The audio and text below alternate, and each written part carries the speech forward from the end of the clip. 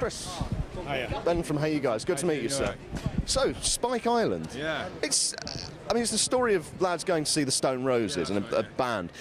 That's a story that's been told in different forms several times, obviously. Films like Detroit Rock City. What do you think it is that sort of is about that story that people is so endearing? Well, I think. I mean, for me personally, the reason why I've sort of written this story is, and I've said this kind of in every time I've spoken to anybody about it. It's kind of my own like love letter to the Stone Roses. Do you know what I mean? Because they are my favourite band of all time, and the lads in the film are sort of they're 16 years old. I was 15 years old at the time, and it's a way of sort of. It's a way of me telling my story of how of how I fell in love with their music, and out of it, I didn't go to Spike Island because I got let down with a ticket the day before, which is what happens to the boys in the film. And I've regretted it ever since. Do you know what I mean?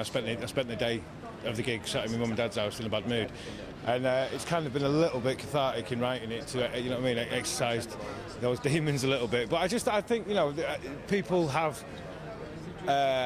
People are always going to have favourite bands, and be inspired by musicians and stuff. And it's something that everybody can relate to. It's the first band that the first band that they really, really love.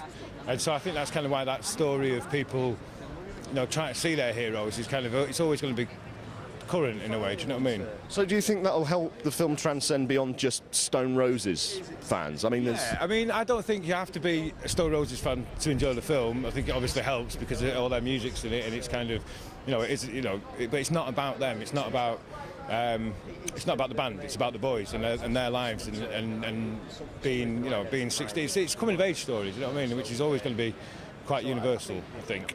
I hope. So I think it is something that people can enjoy without being a massive Stone Roses fan. Okay, thank you very much, Chris. Pleasure. Thank you. Pleasure.